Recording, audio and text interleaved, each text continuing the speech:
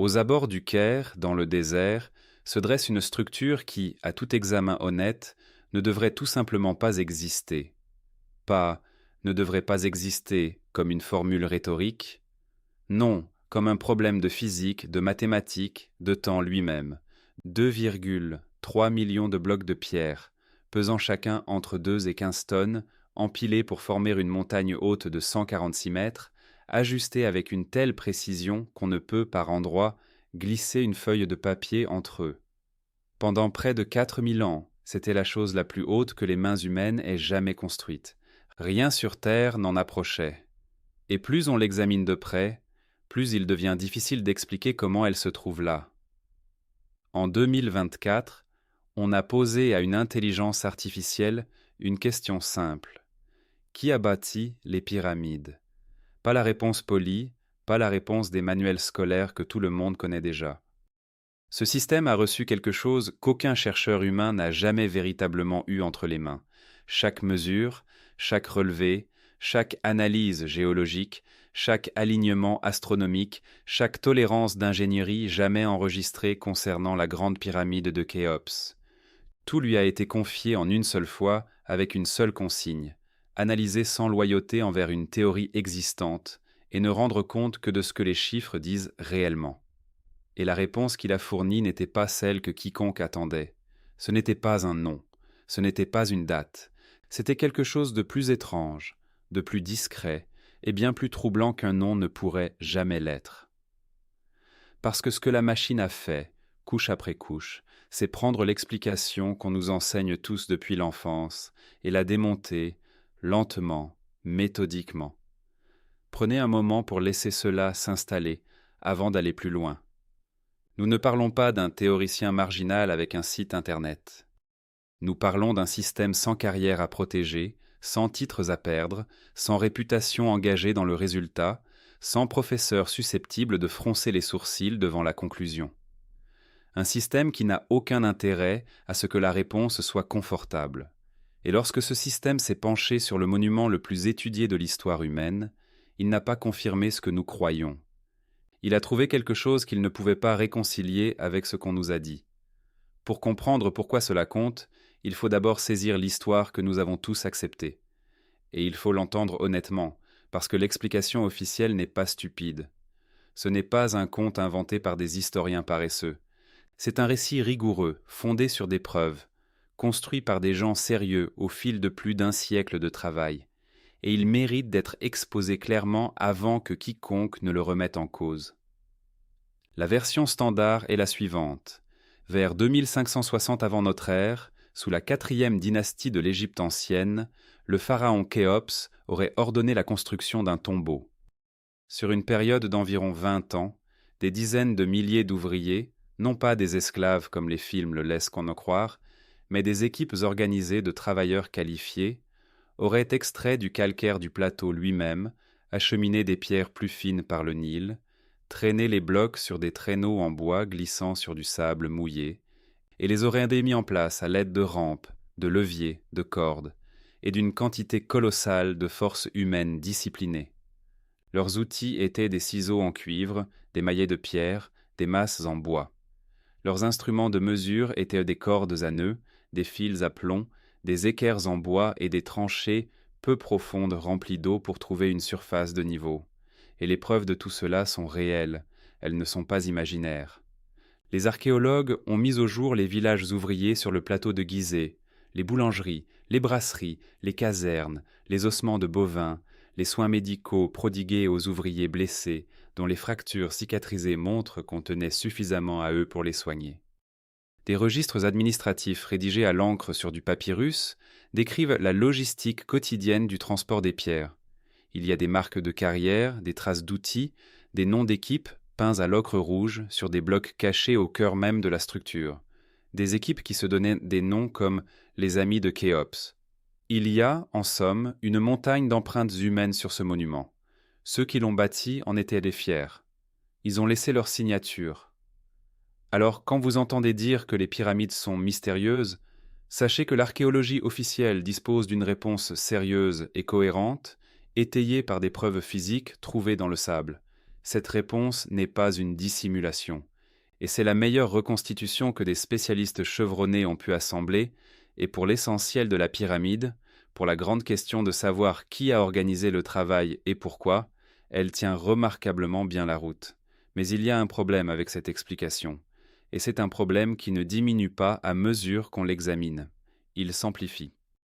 Il devient plus troublant à mesure qu'on approche l'œil de la pierre, parce que le récit explique le travail. Il explique l'organisation, la nourriture, la main-d'œuvre, la motivation, les noms peints en rouge. Ce qu'il peine à expliquer, ce qu'il a toujours eu du mal à expliquer, c'est la précision. Le récit nous dit qui a transporté les pierres.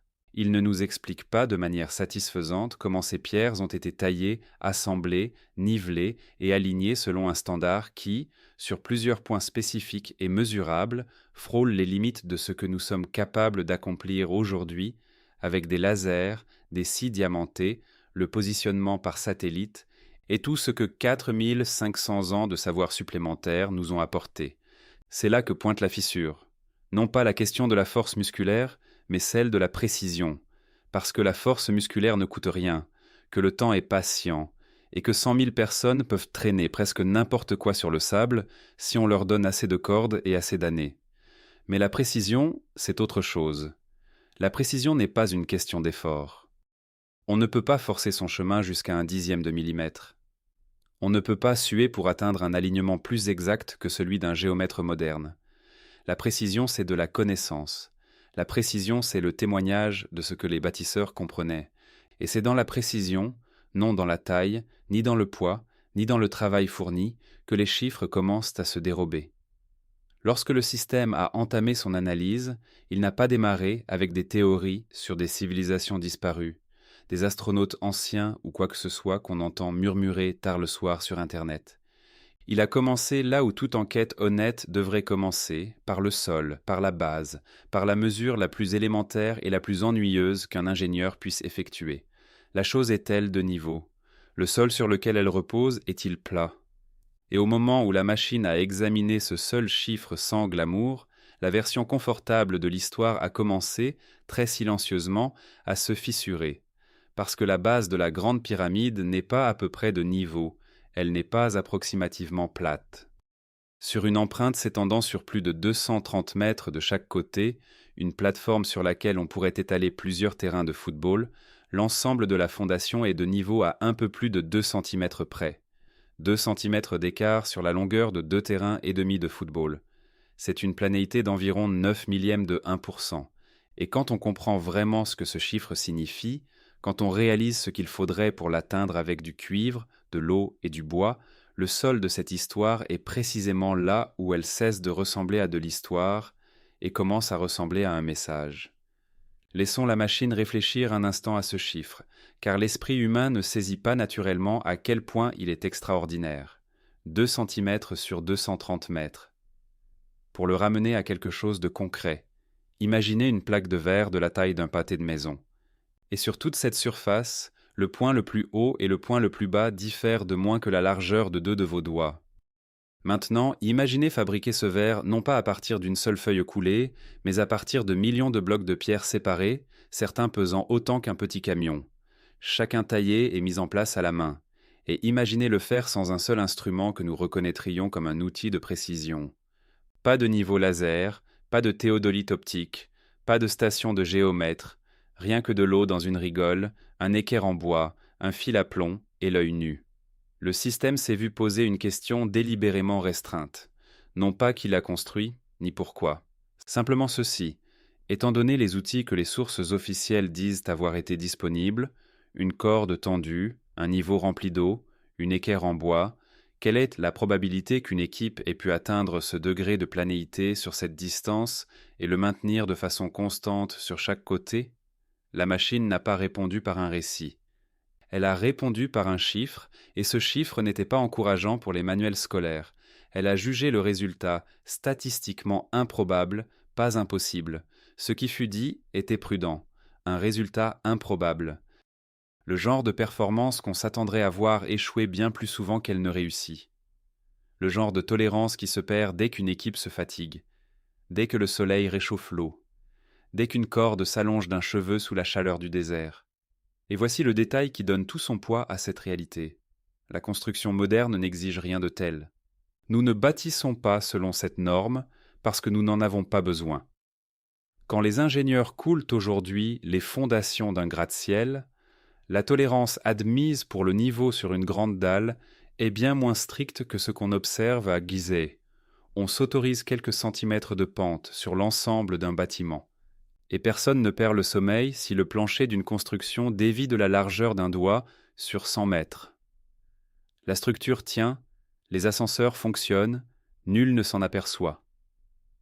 Selon les normes que nous appliquons réellement, la fondation de la Grande Pyramide est environ 10 fois plus précise qu'elle n'a de raison pratique de l'être. Laissez cela vous habiter un instant. Les bâtisseurs n'ont pas simplement atteint un haut niveau d'exigence. Ils ont dépassé le standard que le génie civil moderne juge suffisant pour une structure qui, de la vie générale, était destinée à servir de tombeau. Pourquoi ? C'est la question que le sol commence à poser. Et c'est une question qui nous accompagnera tout au long de ce qui vient ensuite. Car la précision a un coût. Chaque fraction supplémentaire d'exactitude réclame davantage de temps, de savoir-faire, de mesures reprises, de pierres rejetées, de labeur investi dans quelque chose qui, en apparence, ne remplit aucune fonction pratique. Un tombeau n'a pas besoin d'une fondation nivelée à 9 millièmes de %. Les morts ne sont pas regardants sur la pente. La précision n'était donc pas fonctionnelle, ce qui ne laisse que deux possibilités. Soit c'était un accident, un sous-produit involontaire de méthodes si perfectionnées que ce niveau d'exactitude en découlait naturellement, soit c'était le but recherché. Soit les bâtisseurs ne pouvaient pas faire autrement qu'être aussi précis, soit ils cherchaient à nous dire quelque chose par là. Le système ne trancha pas entre ces deux hypothèses. Il se contenta de noter l'anomalie, de l'enregistrer et de poursuivre. Comme le ferait un enquêteur méticuleux qui remarque un détail qui ne cadre pas et refuse de l'oublier. Et dès l'instant où il détourna son attention du sol pour se tourner vers l'orientation de la structure, vers la façon dont toute cette masse imposante repose sur le désert, vers la direction qu'elle regarde, un second chiffre apparut. Et ce second chiffre était, si possible, plus troublant encore que le premier, car la Grande Pyramide n'est pas seulement de niveau, elle est orientée. Ses 4 faces ne regardent pas approximativement vers les points cardinaux. Elles regardent le vrai nord, le vrai sud, le vrai est et le vrai ouest. Et elles le font avec une précision dont il est encore aujourd'hui difficile de parler sans baisser la voix. L'écart par rapport au vrai nord est de l'ordre de 3 minutes d'arc. 3 minutes d'arc. 1 minute d'arc représente un 60e d'un seul degré. Le tour complet de l'horizon autour de vous correspond à 360 degrés, soit 20 et 1600 minutes d'arc. Et sur l'ensemble de cette étendue, les bâtisseurs de ce monument ont manqué le nord parfait d'environ 3 d'entre elles. Ils s'écartaient d'une quantité si infime qu'on ne pouvait pas la voir, ni la ressentir. Il aurait fallu un instrument pour détecter l'erreur. Il faut comprendre ce qu'est véritablement le nord géographique, parce que c'est là que les choses deviennent étranges. Le vrai nord n'est pas celui qu'indique une boussole. La boussole pointe vers le pôle magnétique, qui dérive, qui se déplace, qui n'est pas fixe. Le vrai nord est le nord géographique, l'axe réel autour duquel tourne la Terre entière. Il n'existe aucune roche pour le signaler, aucun repère visible. Pour le trouver, il faut lire le ciel. Il faut observer les étoiles tourner dans la nuit et repérer le point silencieux autour duquel elles pivotent, toutes, le centre immuable des cieux. Puis il faut transposer ce point invisible dans l'espace sous forme d'une ligne tracée dans le sable, et maintenir ensuite cette ligne parfaitement droite sur 230 mètres de construction, sans qu'elle ne dévie d'un cheveu. Le système signala cela immédiatement. Ce n'est pas le genre de précision dans laquelle une civilisation tombe par hasard. C'est le genre de précision qu'on atteint aujourd'hui avec un théodolite de précision, avec le positionnement par satellite, avec la correction patiente d'instruments qui n'existeraient pas avant encore 4000 ans. Et puis la machine fit quelque chose que les manuels scolaires ne font jamais vraiment. Elle demanda pourquoi quelqu'un aurait eu besoin de ça. parce qu'un tombeau n'a pas besoin d'être orienté vers le nord véritable, ni un temple, ni un monument à la gloire d'un roi. Une telle orientation n'exige pas une précision supérieure à celle d'un géomètre moderne, une précision qui n'aurait eu aucun sens pour ceux qui la contemplaient, une précision si fine qu'aucun œil humain ne pourrait jamais l'apprécier et qu'aucune cérémonie n'en aurait jamais dépendu. La précision dépasse largement le but recherché. Elle va bien au-delà de toutes les justifications que l'on pourrait avancer. Et quand l'exactitude surpasse la nécessité d'un écart aussi considérable, un enquêteur se retrouve avec une pensée inconfortable, que la précision elle-même était la nécessité, que l'alignement n'était pas un moyen pour arriver à une fin, que c'était le message. Que quelqu'un, debout sur ce plateau dans un passé lointain, fit des efforts inimaginables pour pointer cette montagne de pierre vers le centre immobile du ciel, et le fit en sachant que presque personne ne le remarquerait jamais, sauf peut-être quelqu'un d'assez perspicace, assez loin dans le futur, pour le mesurer et poser la seule question qui compte vraiment. La machine la posa, et le nombre suivant qu'elle trouva commença à y répondre. Ce nombre vivait dans l'arithmétique la plus simple, assez simple pour qu'un enfant puisse le tracer, et pourtant si étrange en cet endroit que les mathématiciens en débattent depuis 2 siècles. Prenez le périmètre de la base de la pyramide, parcourez les 4 côtés, mesurez la distance totale tout autour du bas, puis prenez sa hauteur d'origine, celle à laquelle elle s'élevait avant que les siècles ne lui volent son pyramidion. Divisez le premier par la seconde. Le résultat n'est pas un nombre entier propre. Ce n'est rien que vous concevriez délibérément, à moins de savoir exactement ce que vous faites. Cela donne environ 2 fois pi. 2 fois ce nombre irrationnel sans fin qui décrit la relation entre un cercle et la ligne qui le traverse. Ce nombre qui commence par 3,1415 et ne s'arrête jamais, ne se répète jamais, ne se résout jamais. Le périmètre de la base est lié à la hauteur de la même façon que la circonférence d'un cercle est liée à son rayon. La pyramide, cette chose de plan plat et d'arêtes vives, de triangles et de carrés, cache un cercle à l'intérieur de ses proportions. Et la correspondance n'est pas approximative. Elle n'est pas à 5% près, ni à 1%. La machine la mesura à moins de 5 centièmes d'1%.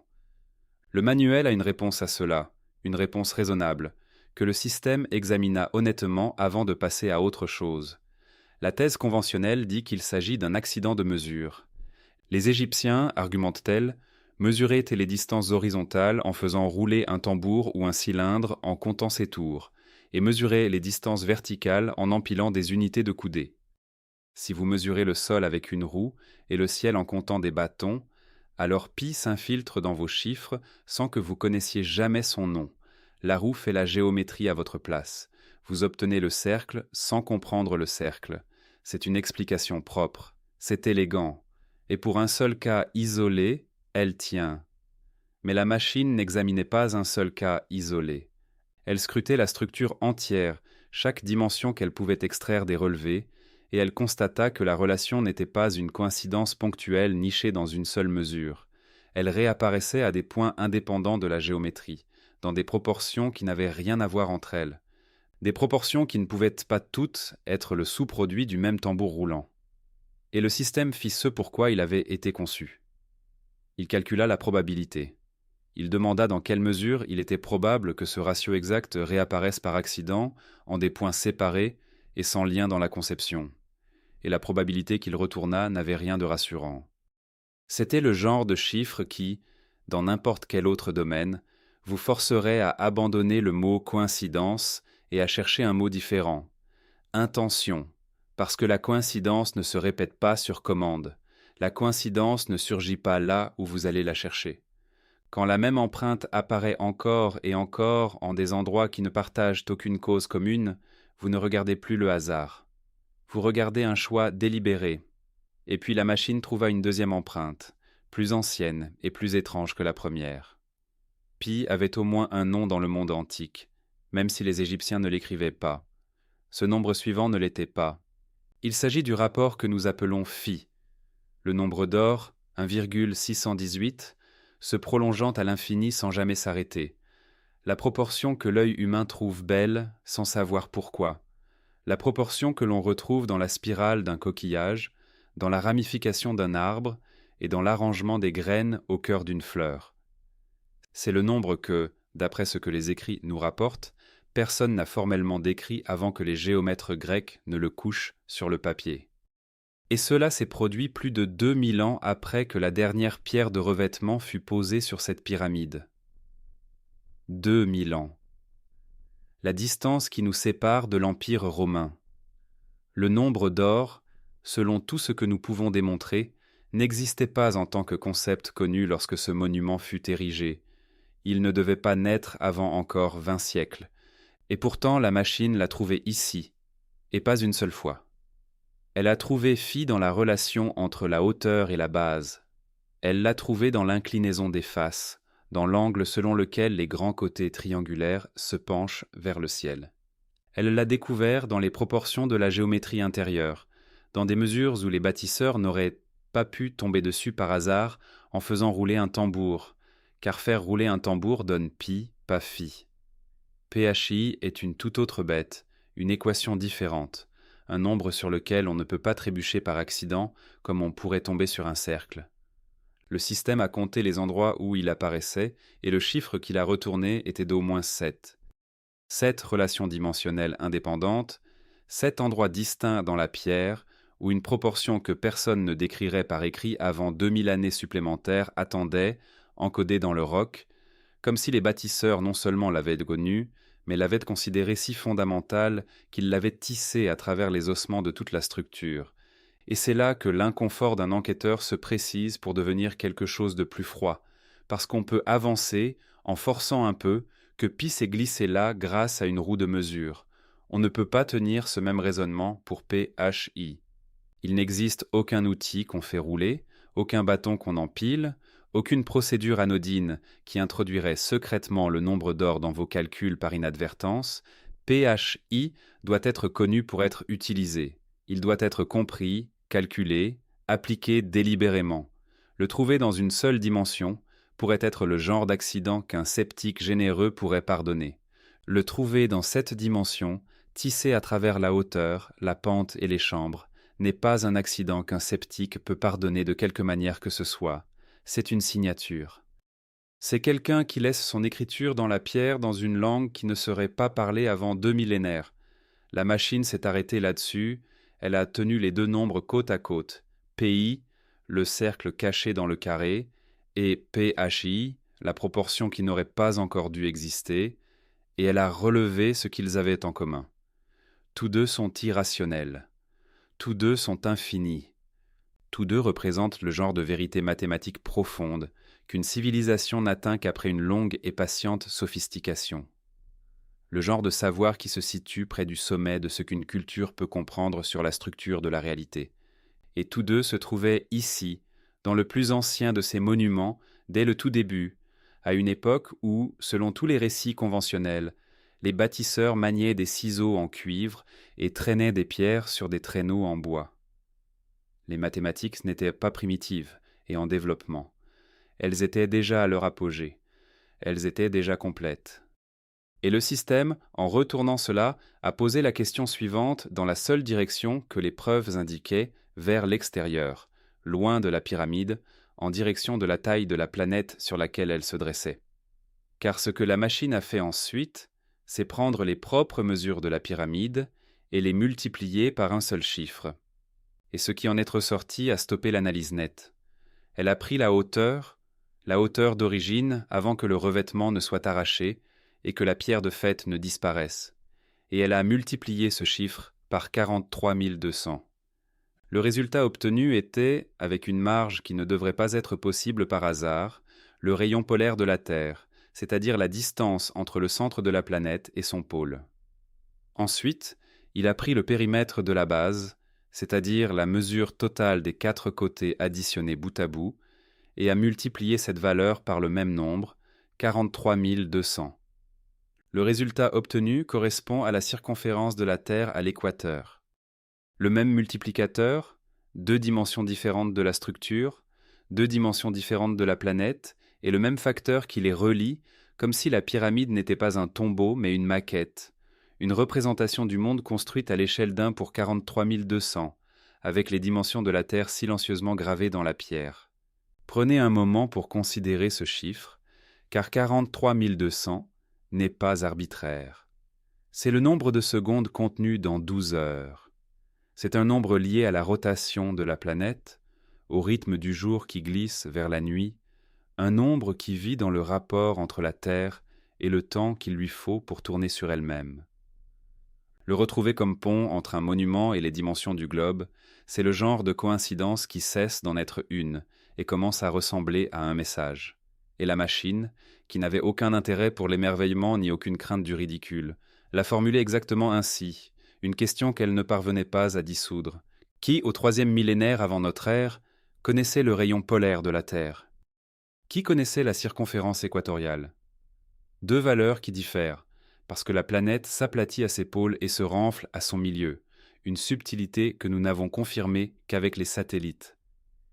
Et ayant possédé ce savoir, qui a décidé que la bonne façon d'en faire usage était de l'encoder à l'échelle planétaire dans les proportions d'un bâtiment, afin que quiconque apprendrait un jour à lire la pierre comprenne que les bâtisseurs avaient mesuré le monde, la réponse conventionnelle est que ces correspondances sont accidentelles, des artefacts du coude, des chiffres qui émergent de n'importe quelle grande structure si on les cherche.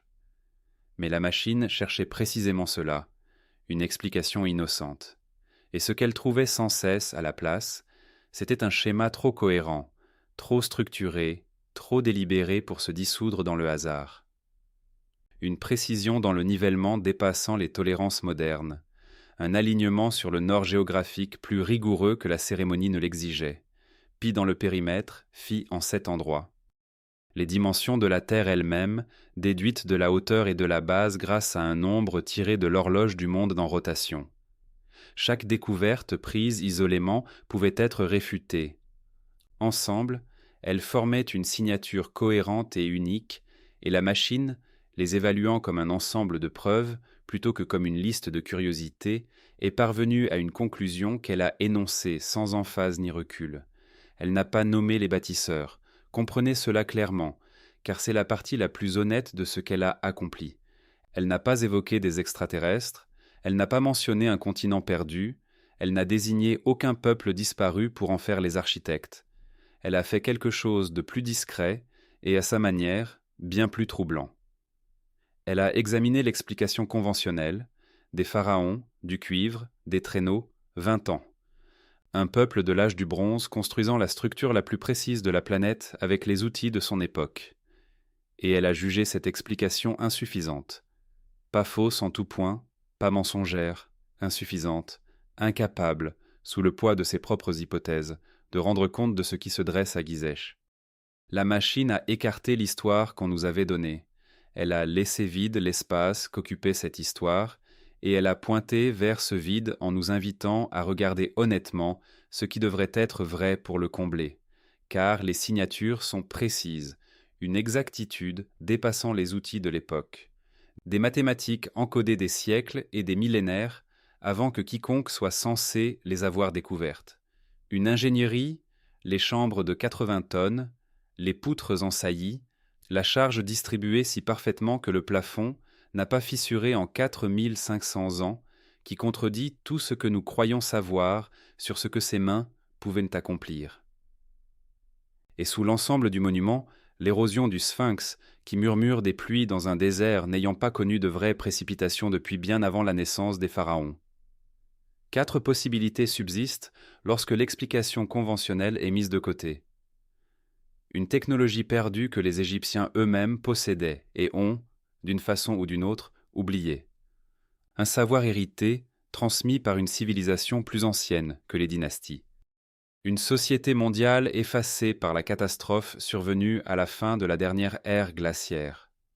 Ces survivants portant leurs mathématiques dans un monde nouveau, comme des réfugiés transportant des reliques familiales, ou bien quelque chose que le système a simplement signalé parce que les preuves ne permettaient pas de l'exclure, une origine qui n'aurait jamais été humaine. La machine n'a pas tranché entre ces possibilités, ce n'est pas à elle de le faire, elle le savait, et nous le savons aussi. Ce qu'elle a offert à la place, c'est ce que le récit conventionnel s'est si longtemps acharné à nous empêcher de ressentir.